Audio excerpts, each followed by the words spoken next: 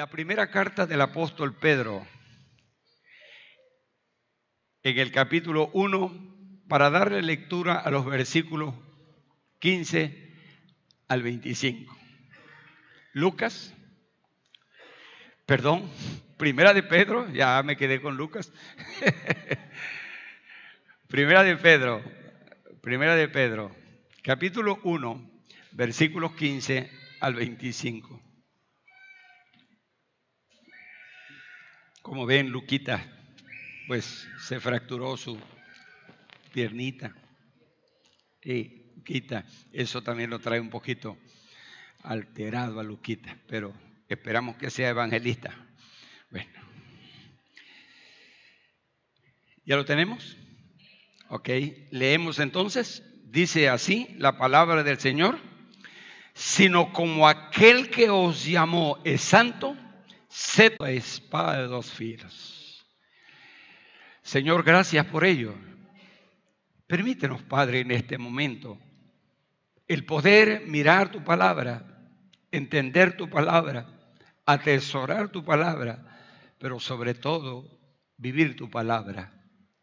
Quita todo estorbo, Señor, cualquiera que sea. Toda, Señor, interferencia o interrupción, cualquiera que sea, aléjala, Padre, en el nombre de Jesús. Y que bajo la dirección de tu Espíritu Santo, tu palabra sea entregada y pueda, Señor, ser recibida en la mente y el corazón de cada uno de nosotros. Te lo pedimos todo esto, agradecidos contigo por todo lo que tú nos das. En el nombre de Jesús, nuestro Señor y nuestro Salvador. Amén y amén. Ocupe su lugar.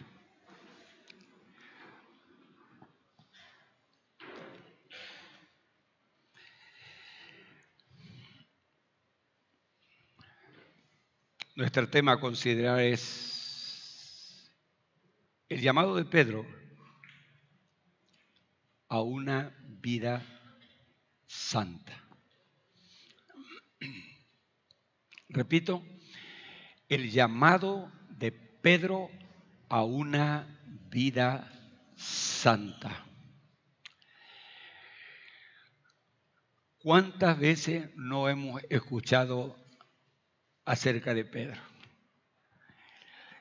¿En cuántas ocasiones no hemos tenido la oportunidad de leer acerca de Pedro? ¿Cuántas veces no se nos ha hecho referencia de Pedro?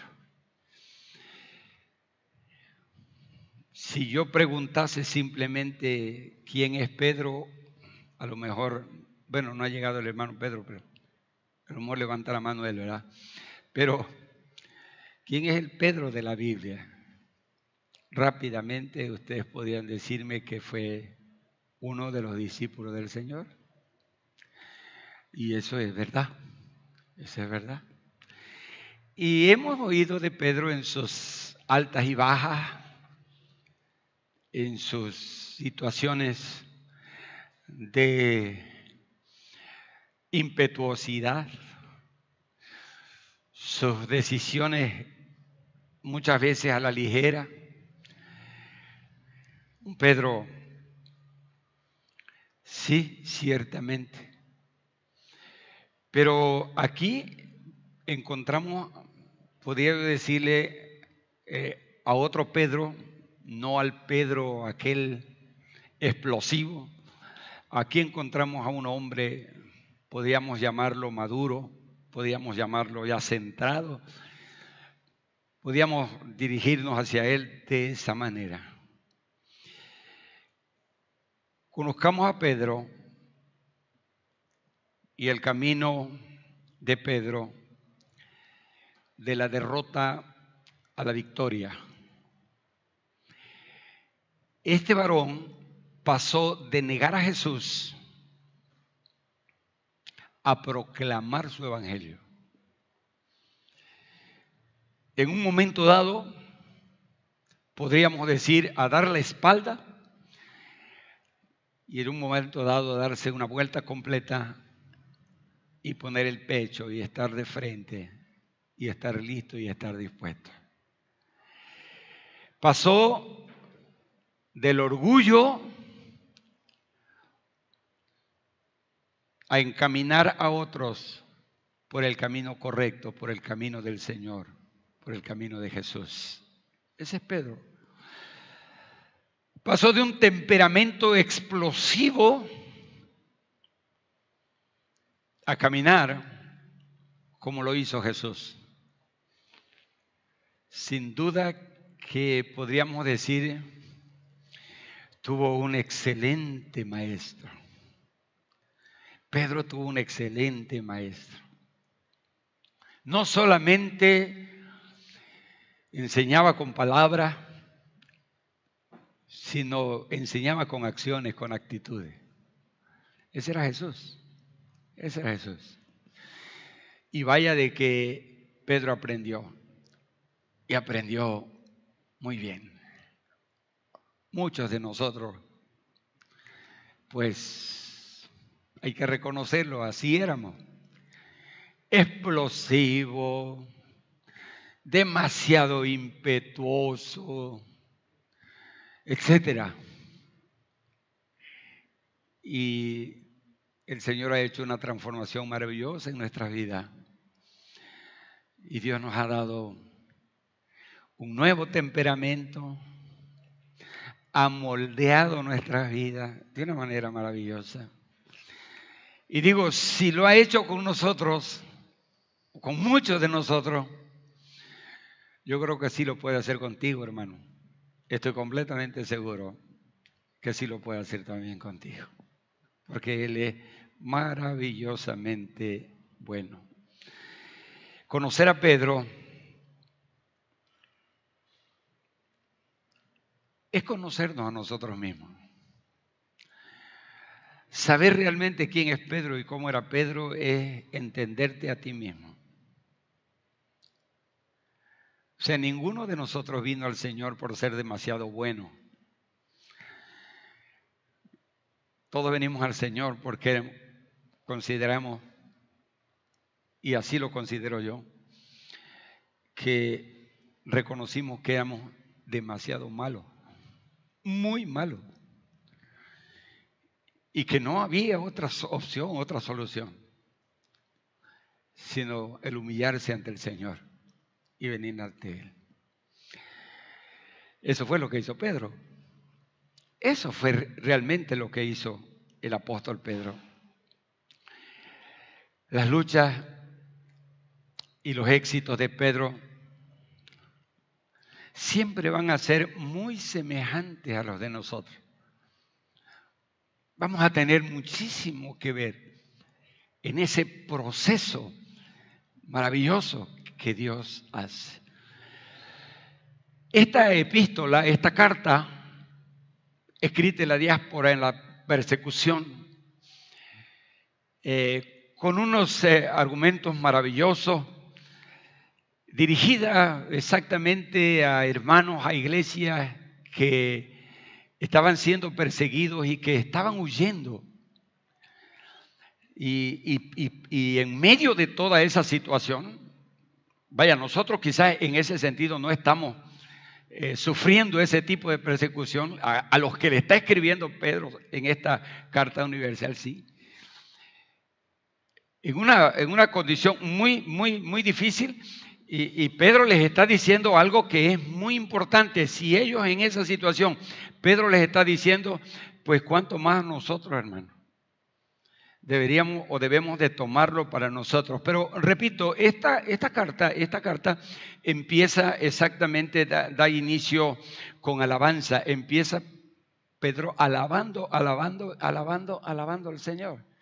Déjeme, versículo 2 al versículo 5. Leamos estos versículos para mirar nada más. Versículo 2, ¿cómo Pedro alaba al Señor? Dice el versículo 3, bendito el Dios y Padre de nuestro Señor Jesucristo. Dice bendito, alabándolo, que según su grande misericordia nos hizo renacer para una esperanza viva, volver a nacer para una esperanza viva por la resurrección de Jesucristo de los muertos. Versículo 4, para una herencia incorruptible, incontaminada e inmarcesible, no se contamina, no se deteriora, no se echa a perder. ¿Sí? Así lo enseña. Reservada en los cielos para vosotros. Versículo 5.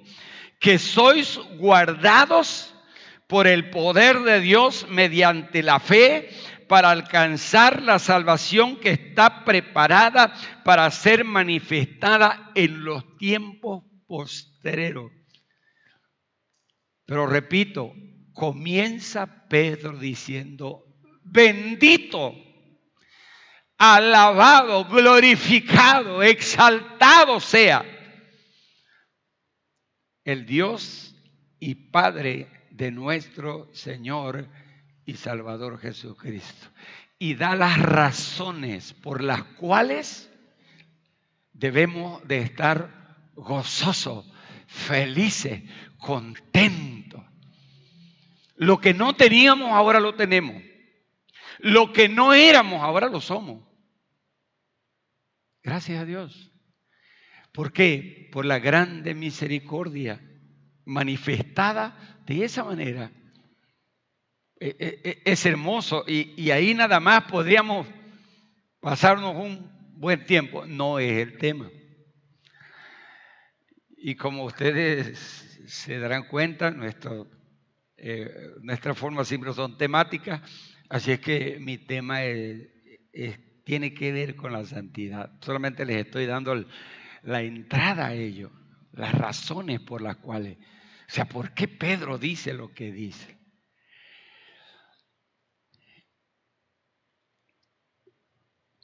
¿Por qué Pedro nos llama a una vida santa? ¿Será que es que se le ocurre? ¿Será que simplemente él lo desea? No. Quiero darle las razones principales por las cuales Pedro está escribiendo, está diciendo esto que es tan importante. Presento el primer asunto. Versículo 15. Leo. Sino como el que os llamó es santo. Párate ahí. Ahí nos detenemos tantito. Sino como el que os llamó es santo.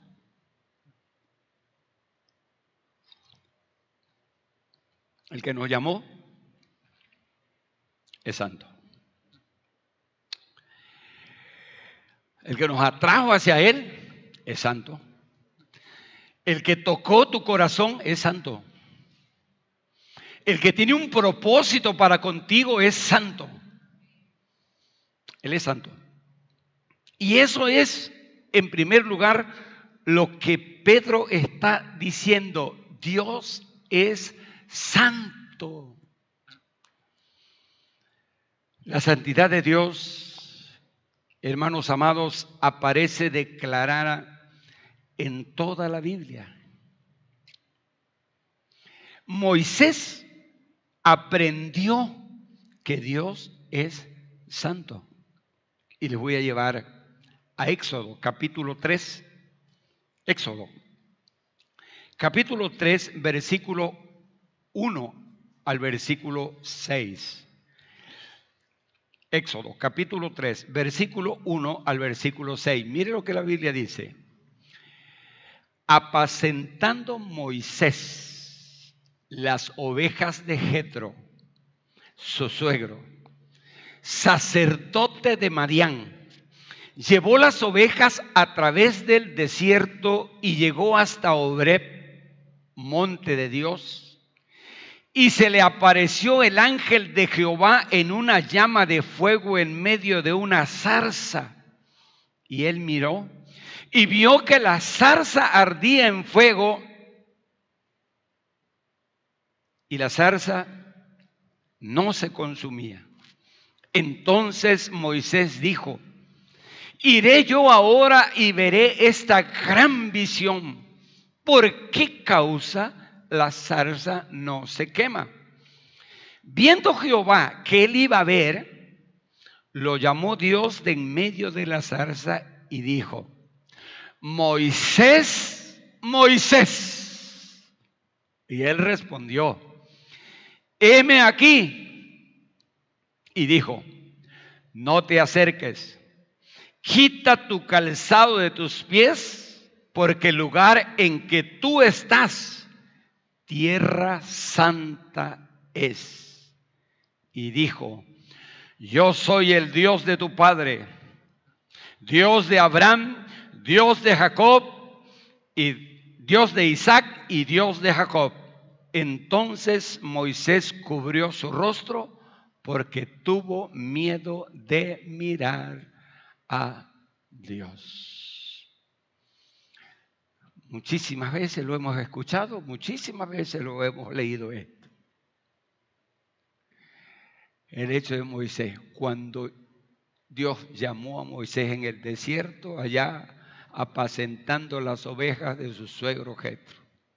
Y quita los zapatos de tus pies, la sandalia, quita el calzado de tus pies, porque el lugar donde tú estás, tierra santa es. Y él veía que la zarza ardía, pero no se consumía. Para Moisés le quedó completamente claro: Dios es santo. Su santidad, hermanos amados, requiere también que en su presencia haya santidad. Mire, por lo menos el profeta Isaías también aprendió que Dios es santo. Y te llevo a Isaías capítulo 6, versículos 1 al versículo 8. Y mira cómo lo describe aquí la palabra del Señor. Isaías capítulo 6, versículos 1 al 8. En el año en que murió el rey Usías, vi yo al Señor sentado sobre un trono alto y sublime, y sus faldas llenaban el templo. Una visión maravillosa que está teniendo el profeta. Por encima de él habían serafines. Entonces dije: ay de mí, que soy muerto, porque siendo hombre inmundo de labios y habitando en medio de pueblo que tiene labios inmundos, han visto mis ojos al Rey, Jehová de los ejércitos. Y voló hacia mí uno de los serafines, teniendo en su mano un carbón encendido, tomando del altar con una tenaza, y tocando él sobre mi boca, dijo: he aquí, esto toco tus labios, y es quitada tu culpa y limpio tu pecado. Después oí la voz del Señor que decía: ¿a quién enviaré? ¿Y quién irá por nosotros? Entonces respondí yo: heme aquí, envíame a mí.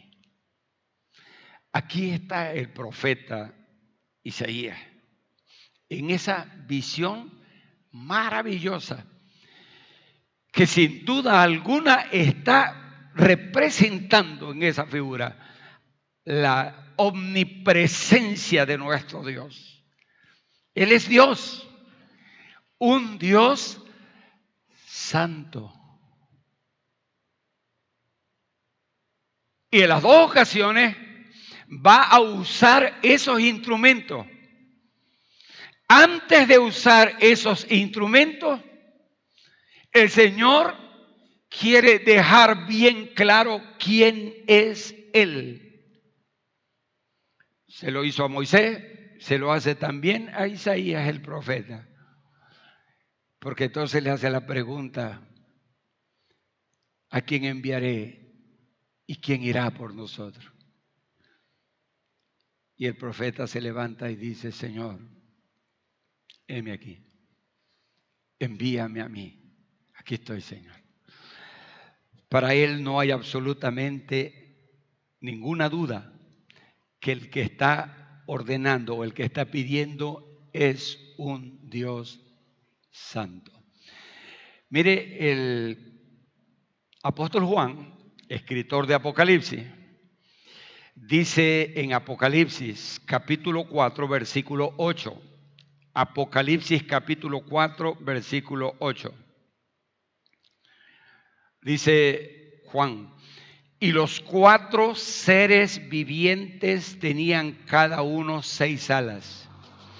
Y alrededor y por dentro estaban llenos de ojos.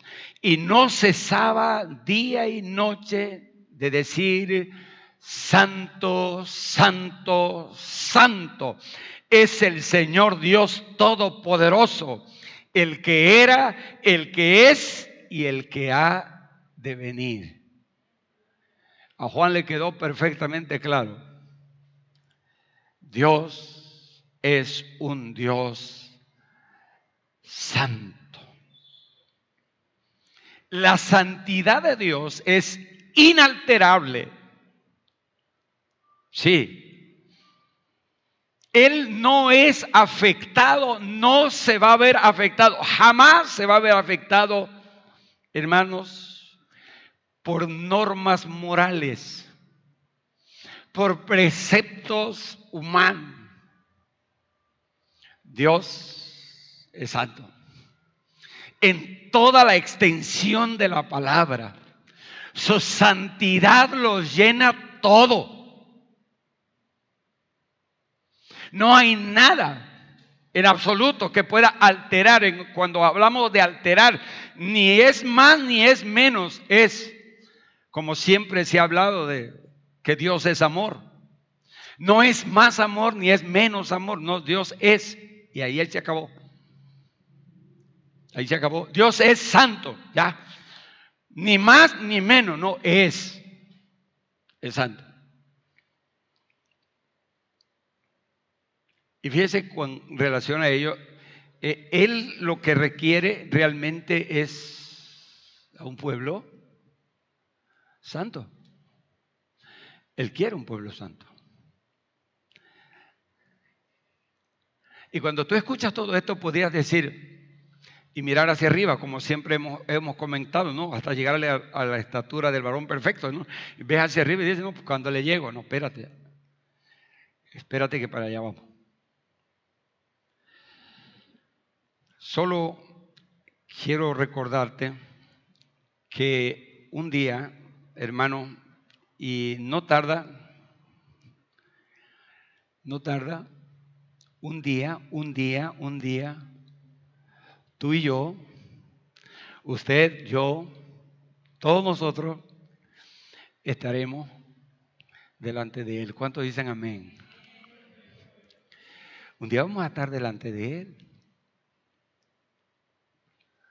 Y vas a estar solito, hermano. No sé si tú te imaginas, por ejemplo, lo que podríamos usar la imaginación para ver, ¿no?, la fila que va pasando frente al Señor, ¿no? Y hay muchísimas personas que podrían anteponer, Señor, pues yo hice todo, pero es que la mujer que me diste, Señor, esta mujer, de plano, yo daba un paso y me regresaba a 2. Y no, espérate, dice, si ahí voltea, ve, ahí viene también en la fila, no te preocupes. Ya va a llegar aquí y ya. Eres tú el que está aquí delante de mí. Y es que cada uno responderá delante de Dios. Vamos a Romanos capítulo 14. Mira, escucha lo que dice la palabra del Señor allí. En Romanos capítulo 14, versículo 12. Y mira nada más, para que no se te olvide, nada más para que no se te olvide. Pero aquí está. De manera que cada uno de nosotros dará a Dios cuenta de sí. cada uno de nosotros dará cuenta a Dios exactamente de sí. Tú no puedes decir fulano, mengano, sotano, mi hijo, mi primo, mi familia, mis padres, mis padres es que ellos me criaron así, o es que ellos... No, nada de eso. Mira lo que la Biblia dice. Tú vas a tener que responder por lo que tú has hecho. Tú tendrás que presentarte y de estar ahí. De tal manera que cada uno tendrá que dar cuenta a Dios. La otra parte, ¿sí? Bueno, la primera parte dice, sino como aquel que os llamó es santo. La segunda parte, sed también vosotros santos en toda vuestra manera de vivir. Y entendemos que cuando la Biblia dice todo es todo, hermano. No solamente una parte, no es todo. ¿Estamos de acuerdo? ¿Alguien dice amén? Y si no dicen amén, de todas maneras así es. No hay otra cosa. ¿A qué le hacemos? Es todo. Bueno, la meta entonces es que podamos vivir de una manera santa. Muchas veces la búsqueda del éxito, el deseo del éxito o el elogio público son metas. Son metas humanas. Situaciones por las cuales la gente o para las cuales la gente vive. Nadie quiere ser un fracasado. Quiere tener éxito. En el área en que se desenvuelve, quiere tener éxito. Y para eso se esfuerza, trabaja, se desgasta. Y hay algunos que por más que lo hacen, no lo logran. Pero hay a quienes alcanzan el éxito. Son exitosos. Le ponen muchas ganas, mucho interés y logran el éxito y logran, sí. Y a mucha gente le gustan los elogios, los aplausos. ¿Sí? Que les digan don y que les digan, no, don fulano, sí. Y fíjense que no crea que se siente tan mal. No, si a veces se siente bien. No crea que se siente tan mal. A veces se siente bien. La cosa es cuando te preguntas, ¿y será que verdaderamente? Como decía un hermano por allá, de la región de los ríos, donde hace muchísimos años acompañaba a mi papá a predicar, había un hermano que se llamaba Francisco Pérez. Como es de la zona Chontal, ellos hablaban mucho el dialecto y él es de Jolochero y le decíamos Panchito Jomoch. Jomoch es Jolochero. Lo invitaron a comer a Panchito, se sentaba Panchito. Hermano, dice,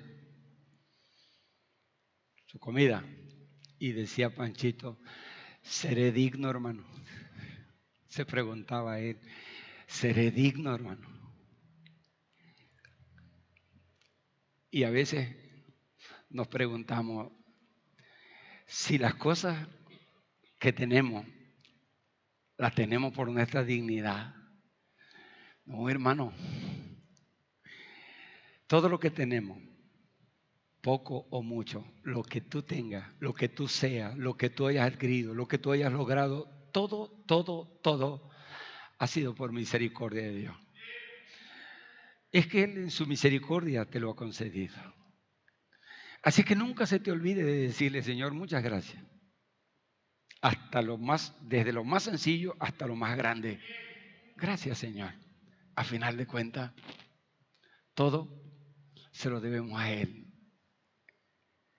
Y dice la palabra del Señor que nosotros, hermanos, debemos ser santos en toda vuestra manera de vivir. Las metas basadas en ganancias terrenales nos van a desilusionar. Vamos a sufrir muchas desilusiones. Sin embargo, hermanos, vivir de forma santa nos va a traer recompensas eternas. ¿Se acuerdan del apóstol San Pablo? Bueno, Pablo escribiendo la carta a los Corintios decía, las cosas, ¿sí?, que se ven, las que se ven, tu camisa, tu calzado, tu carro, tu casa, todo, dice, las cosas que se ven son temporales, hermano. Y cuando hablamos de las cosas que se ven, hermano, sí, cargas tu franelita y cada vez que te vas del carro los limpias, los sacudes y cuando te mueres, ¿qué va a pasar con el pobre carrito? Todo lleno de polvo. Las cosas que se ven son pasajeras, pero las que no se ven son eternas. Pero como no se ven,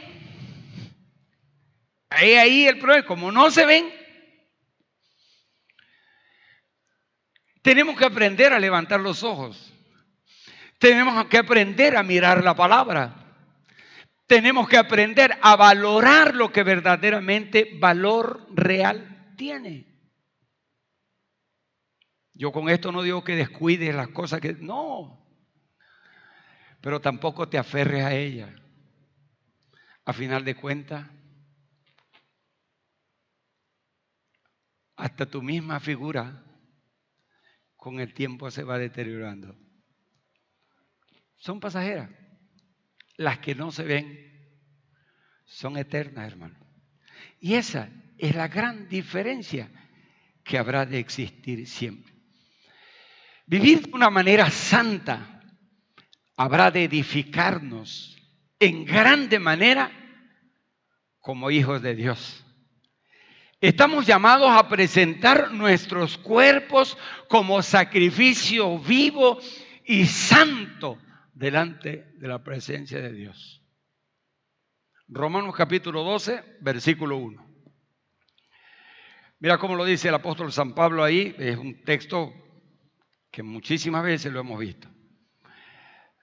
Dice Pablo en Romanos 12:1, así que, hermanos, os ruego por las misericordias de Dios que presentéis vuestros cuerpos en sacrificio vivo, santo, agradable a Dios, que es vuestro culto racional. Ya, lo hemos escuchado, lo hemos oído muchas veces, sí. Pablo está rogando, está diciendo, les ruego, hermano, y les ruego por la infinita misericordia de Dios, que presentéis vuestros cuerpos en sacrificio vivo, no los sacrificios muertos, sino sacrificio vivo. En la antigüedad, en el Antiguo Testamento se ofrecían sacrificios de palomas, de becerros, de etcétera, y se encendían y como olor fragante. Sí, todo eso, así se hacía.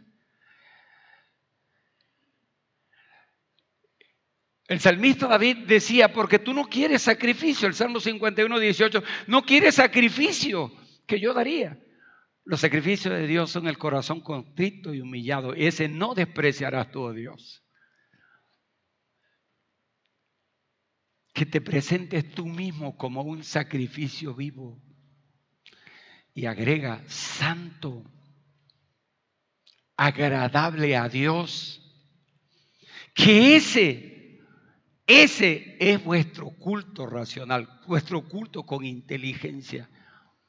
Ese es el verdadero culto. Y a veces salimos y nos preguntan, ¿de dónde vienes? No, pues ahí voy al culto, vengo del culto. Pero ¿será que ese culto realmente es agradable delante de Dios? ¿O solamente, hermano, es llenar una serie de requisitos? Son actitudes religiosas que solamente buscan cubrir o llenar algo que no es lo correcto. ¿Y sabe por qué? Porque hay muchísima gente y aquí no hay, eso no existe aquí. Eso no hay aquí. Dijo alguien, caras vemos.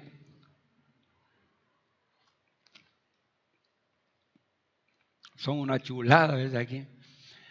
Como decía una hermana, desde aquí veo puras aureolas.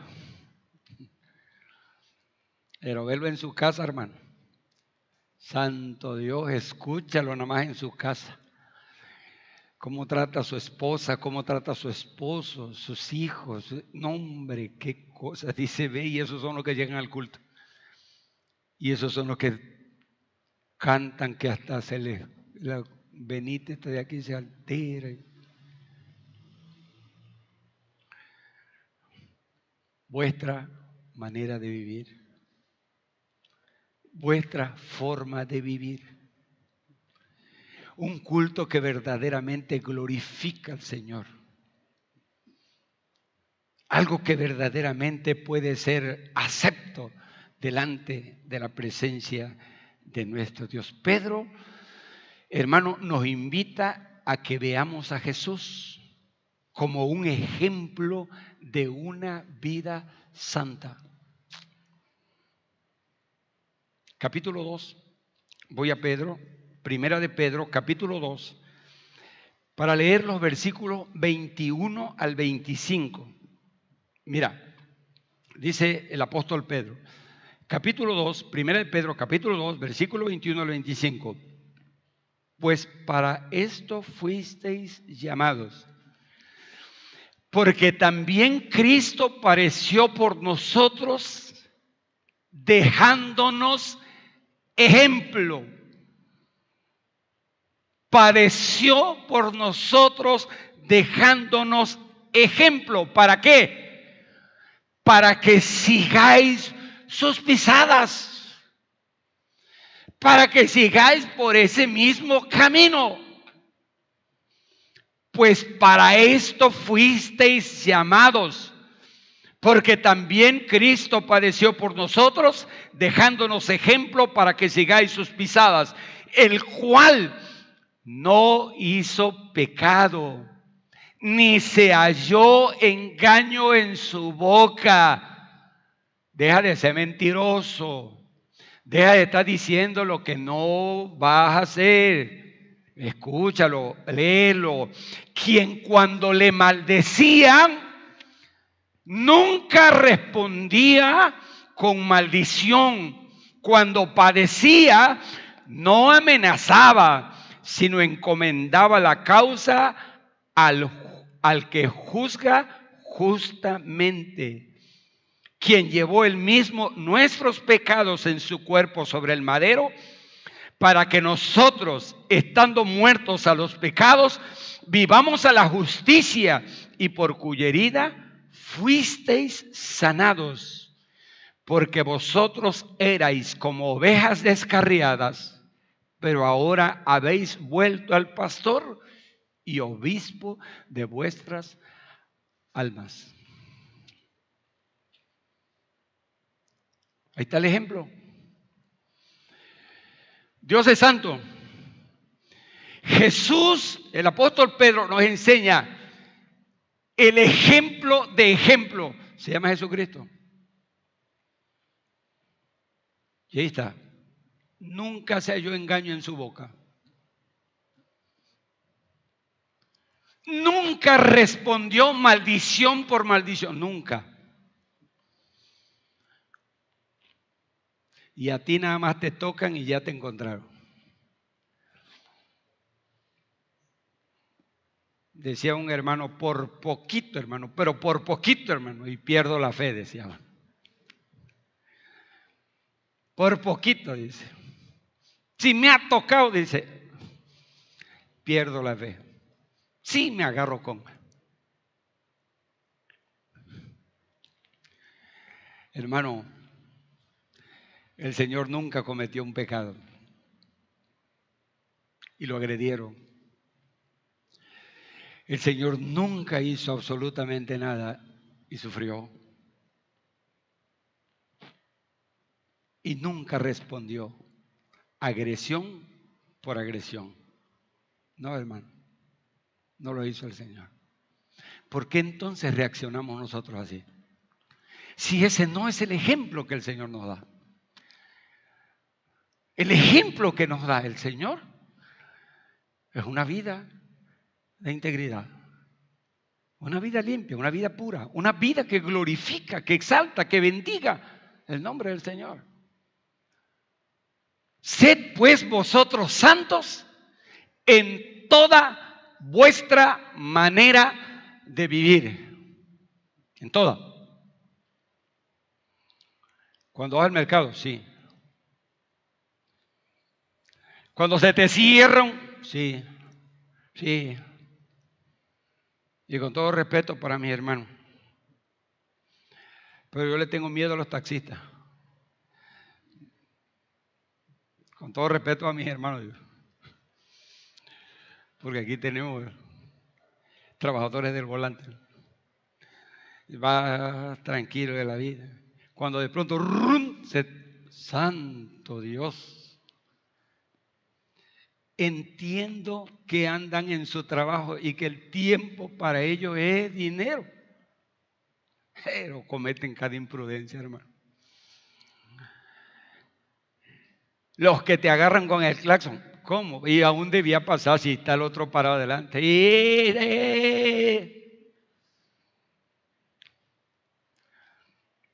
¿Y qué es lo que hace? Se la regresa, ¿verdad? También tienes, también. Sí, se la regresa. Sí, se la regresa. Imagínate. Y vi y seguí el pastor de Santo Dios. En toda vuestra manera de vivir. En toda vuestra manera de vivir. No abuses del Señor que vende la verdura ahí, las frutitas en la banqueta, porque ella se quiere ir. Y le quiere dar 5 pesos por los 3 masitos de cilantro, hermano. ¿Por qué? ¿Por qué? Lo daba 10, pero como ya es tarde. Te doy 5 si quieres. Hermano, ¿y eso qué es, hermano? En toda vuestra manera de vivir. Que tus vecinos que te conocen puedan glorificar el nombre del Señor porque tienen un vecino santo. Gloria a Dios. La ventaja del hermano Santos Alberto es que ese sí es santo. Aleluya. Gloria a Dios. Santos Gallego. Bueno, fíjense bien. Jesús sufrió. Jesús fue maldecido y nunca respondió de la misma manera. Él estaba llamado, o Él nos está llamando a seguir sus pisadas, seguir el camino. Ese es el camino, mi hermano. Ese es el camino. Si Pablo decía, sed imitadores de mí, como yo soy imitador de Cristo. Cuando vemos todo esto decimos, bueno, está duro, o sea, la vara está muy alta. Bien, te llevo al tercer punto. La gracia llena el vacío. La gracia llena el vacío. Ahora, déjame leerte del versículo 17 al versículo 25. 16 al 25. Mira lo que dice la palabra del Señor. Porque escrito está, sed santo, porque yo soy santo. Versículo 17. Y si invocáis por Padre aquel que sin acepción de personas juzga según la obra de cada uno, conducíos en temor todo el tiempo de vuestra peregrinación, sabiendo que fuisteis rescatados de vuestra vana manera de vivir, la cual recibisteis de vuestros padres, no con cosa corruptible como oro o plata. Esa naturaleza contaminada con el pecado la recibimos de nuestros padres, pero de ahí fuimos rescatados, hermano, no con oro ni con plata, sino con la sangre preciosa de Cristo, como un cordero sin mancha y sin contaminación. Ya destinado desde antes de la fundación del mundo, preparado ya desde antes de la fundación del mundo, para manifestarse en los postreros tiempos por amor a vosotros, la manifestación de nuestro Señor Jesucristo, y mediante el cual creéis en Dios, quien le resucitó de los muertos y le ha dado gloria, para que vuestra fe y esperanza sean en Dios, habiendo purificado vuestras almas por la obediencia a la verdad, mediante el Espíritu, para el amor fraternal no fingido. Amaos unos a otros entrañablemente de corazón puro, siendo renacidos, vueltos a nacer, no de simiente corruptible, es el primer nacimiento, sino de incorruptible, es el nuevo nacimiento. Por la palabra de Dios, es el efecto que causó la palabra que nos hizo volver a nacer, ahora en Cristo Jesús, que vive y permanece para siempre. Porque toda carne es como hierba, y toda la gloria del hombre como flor de la hierba. La hierba se seca y la flor se cae, mas la palabra del Señor permanece para siempre. Y esta es la palabra que por el Evangelio os ha sido anunciada. Enfóquese en la santidad de Dios. Sí, esta produce convicción de pecado. Dios es santo, pero nosotros no lo somos. Pero Dios es santo. Pero nosotros venimos de una naturaleza contaminada con el pecado. Pero Dios es santo. El escuchar esto puede producir una preocupación. ¿Cómo yo, un ser, una persona con una naturaleza vendida al pecado, como lo dice Pablo, una naturaleza contaminada con el pecado, y un Dios santo, maravilloso, excelso, santo, puede lograr ese vacío, esa distancia? Haz de cuenta el muladar al cielo, el muladar. Estoy hablando del estiércol, estoy hablando de la putrefacción, estoy hablando de la suciedad, estoy hablando de lo más miserable del mundo. Ahí, al cielo. Yo ahí y él allá. ¿Cómo? Explíqueme cómo puedo yo desde aquí brincar hasta allá. Y ahí es donde entra en función nuestro Señor y Salvador Jesucristo, que por amor a vosotros se hizo pobre, siendo rico, para que por medio de su pobreza nosotros fuésemos enriquecidos. Oh, gloria a Dios. Él lo tenía preparado de antes, sí, y fue manifestado en el tiempo correcto. Oh, hermano, qué maravilloso. Sí, ¿qué podemos hacer para llamar o para llenar ese vacío? Sin duda alguna que no lo vamos a poder hacer por nuestros propios medios. Sí, en ninguna manera. Mire, rapidito les llevo a Isaías 64:6. Isaías 64, versículo 6.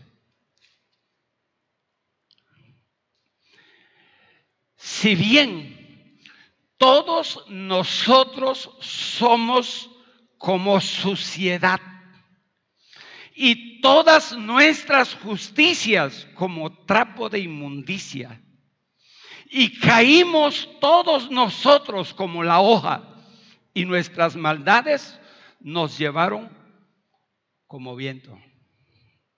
Así lo presenta el profeta. Esa es la condición. Esa es la condición de cada uno de nosotros. No podemos hacerlo, ni por medio de ceremonias religiosas, ¿sí?, de acciones o de algo que pudiésemos nosotros lograr. No se puede en ninguna manera.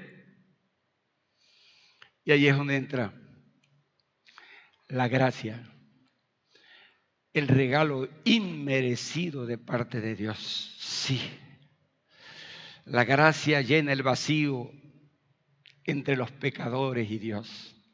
Allí es donde está diciendo el apóstol Pedro la obra maravillosa, siendo renacidos, no de simiente corruptible, sino de incorruptible, por la palabra de Dios que vive y permanece para siempre. Ha sido el instrumento que Dios ha usado. El Espíritu Santo ha llegado al corazón, ha tocado tu corazón.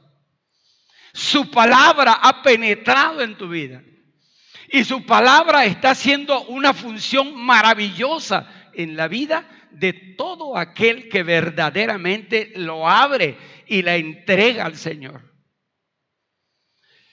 Entonces sí hay remedio para librar ese vacío, claro. La gracia de nuestro Señor y Salvador Jesucristo. Solo por su gracia, hermano, es que podemos hoy estar de pie. Es que podemos un día presentarnos delante de Él sin temor, hermano, sin miedo alguno, presentarlo. Porque no es lo que nosotros hemos hecho, sino es lo que Romanos capítulo 5, versículo 1 dice: justificados pues por la fe, tenemos paz para con Dios por medio de nuestro Señor Jesucristo. Su gracia, su justicia se nos imputa a nosotros y ahora podemos presentarnos delante de Él, no con nuestras obras, sino con la obra expiatoria que Jesucristo ya llevó a efecto en la cruz del Calvario. Y todo eso es maravilloso, pero ¿cómo puedo entonces llegar? ¿Cuál es el llamamiento de Pedro a una vida santa? ¿Cómo puedo lograrlo o cómo puedo darme cuenta que eso es efectivo en mi vida? La vida santa no se puede conseguir por esfuerzos humanos. La vida santa, y óigalo bien, la vida santa, escúchalo bien. La vida santa es el resultado de la presencia del Espíritu Santo en tu vida. No hay más. Si el Espíritu Santo no mora en ti, simplemente, como dice Pablo en Romanos capítulo 8, no eres del Señor. Pero si el Espíritu Santo está en ti, es el Espíritu Santo el que habrá de guiarte y conducirte y llevarte por el camino correcto. Es el que habrá de redarguirte cuando algo se te presente, una tentación, cualquiera que sea. El Espíritu Santo habrá de actuar inmediatamente para decirte no. Siempre que ese Espíritu Santo esté activo en tu vida y que la obediencia a su palabra sea manifiesta cada día, y así puedes vivir una vida de victoria, de éxito, bajo la dirección del Espíritu Santo. ¿Y cómo se puede ver de una manera más clara? Bueno, todos lo sabemos. Y rapidito les llevo a Gálatas capítulo 5, versículos 22 y 23. Son textos conocidísimos, pero son muy hermosos. Dice Gálatas capítulo 5, versículo 22 y versículo 23. Mas el fruto del Espíritu es amor, es gozo, es paz, es paciencia, es benignidad, bondad, fe, mansedumbre, templanza. Contra tales cosas no hay ley. Analiza tu vida. Checa tu vida. ¿La presencia del Espíritu Santo está en ti? Si esto es así, el Espíritu de Dios habrá de producir en ti una vida de santidad.